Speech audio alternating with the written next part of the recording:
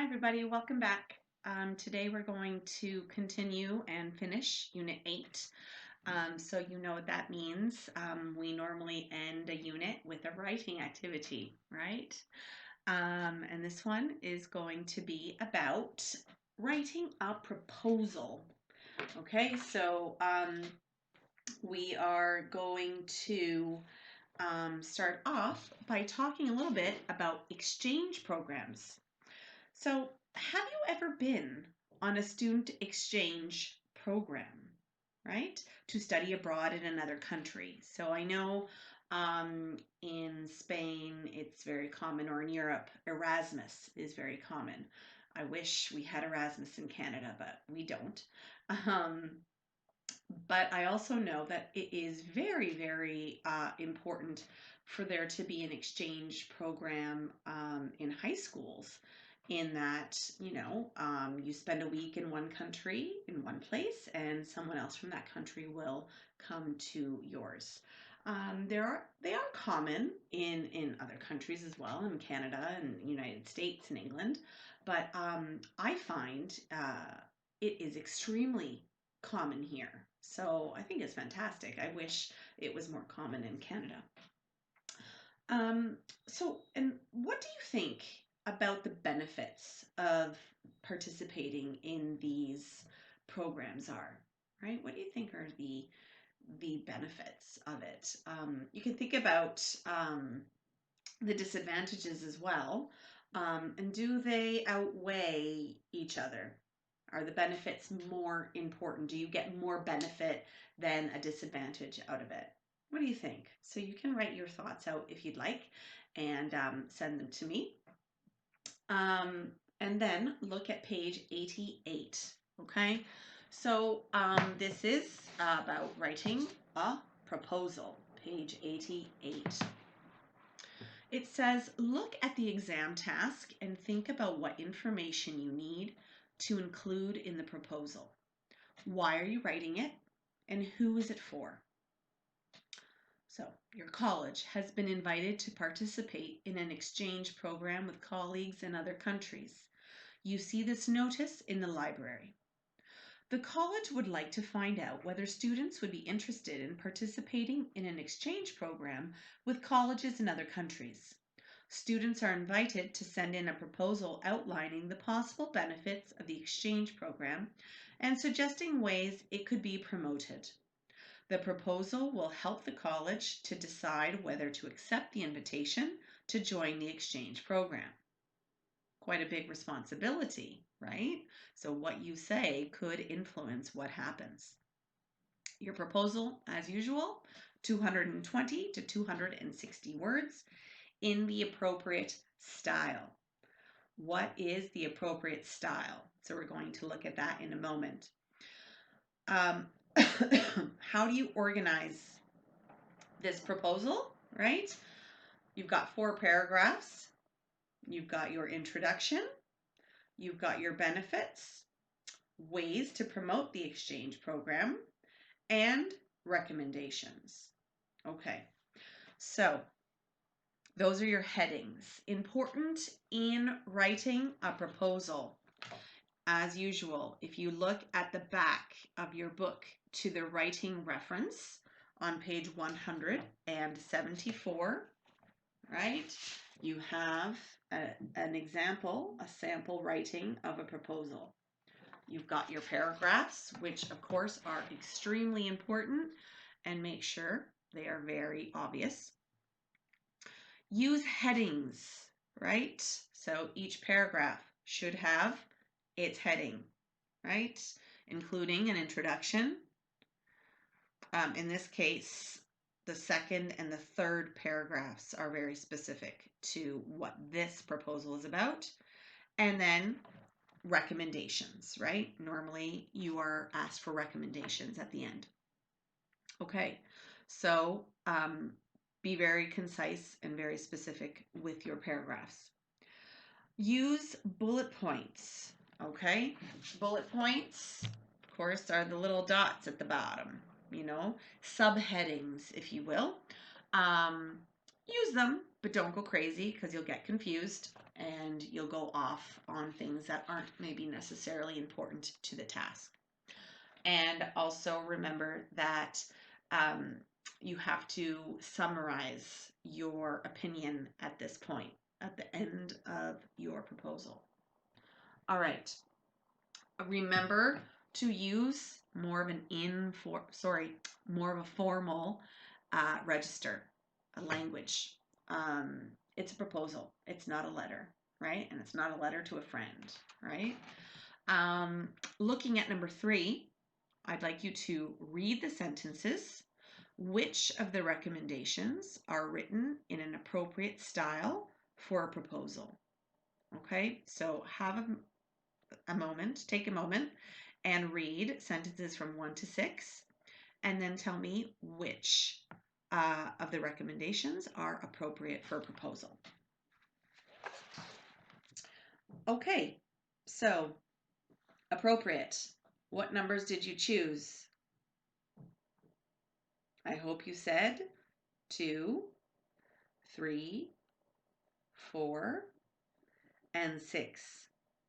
Okay, they are very formal. Number 1, and I believe there was another one, number 5, use contractions. So we know that that's not possible. Okay. Then look at number 4.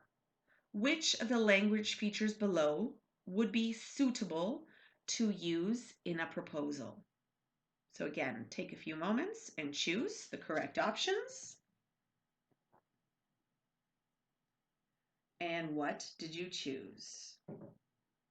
Your options are, well, your options are 1 to 6. The answers are 2, 3, and 4. Okay. Now, impersonal reporting verbs and reporting verbs are very similar, but the more impersonal verbs you use, the better. So remember, we talked about on page 87 the impersonal reporting verbs. So on the back, in the back of your book on page 161, again, you have some ideas to use. It is believed, right? It is considered, okay? Expect and suggest, for example.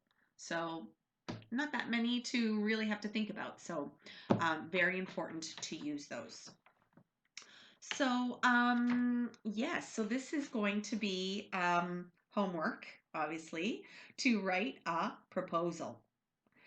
The proposal is in activity 5 or activity 1. You can choose.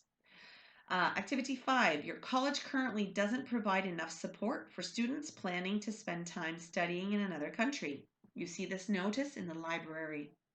The college is planning to introduce a special course for students planning to spend time studying in another country.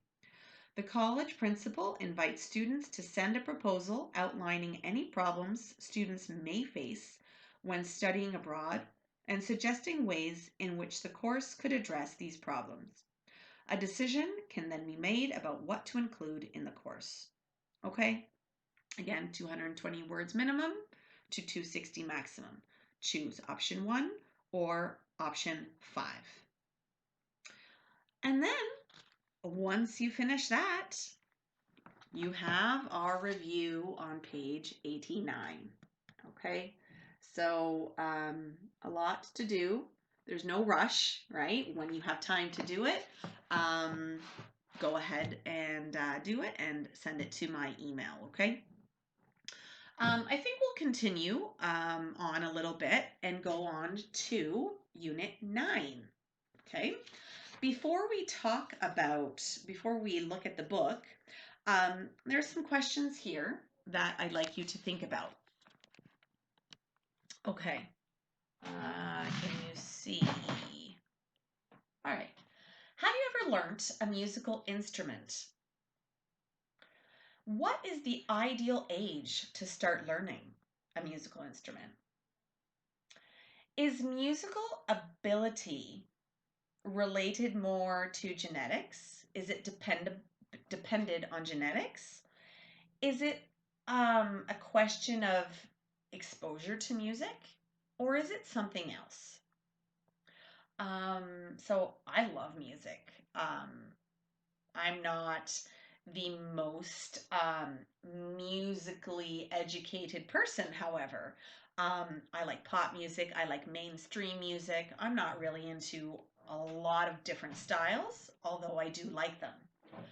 Um, Here, specifically, have you learnt a musical instrument? Oh, someone's at the door. Just a moment. Sorry, as I was saying, I do really love music, but I have never really learned a musical instrument. Um, I did try when I was in university. I finally got the guitar that I wanted for Christmas. I'd been asking for quite a few years. And I finally got a guitar, an acoustic guitar, and I did a few lessons. But I think I was more interested in playing an instrument for the cool factor. Um, I wasn't prepared for how difficult it was going to be to manipulate my posture. I wasn't prepared for how hard the strings were and how much it hurt. And I wasn't prepared for cutting my nails as well. So I think I actually went to 3 or 4 classes and then I stopped. But I did try. Um, an ideal age to start. I don't know. I'm not really sure if there is an ideal age. Maybe the sooner the better. Um, I think maybe similar to a language. A lot of people, when they learn a language, they're a little frightened. Or not frightened, but the older they get, the more afraid they are of making mistakes. So it could be something similar to music, but I'm not sure. Is it genetics? Having musical ability? Is it exposure to music or something else? So I'm not really sure about this one. I'll leave that one for you to decide because I'm really undecided on that one. All right, so let's go to page 90. Reading the Mind is the name of our unit. Okay, and there are some questions in number 1. Answer the questions and then discuss your answers with other students. Okay, so which do you think has more impact on intelligence? Nature or nurture? Okay, so what is nature and what is nurture, right? Is it the genes you were born with or is it your environment? Okay, so what do you think has more impact? And not just musical intelligence either, generally speaking. Do you think that babies are born knowing certain things? For example, about language. Or are their brains more like the hard drive of a new computer? Right?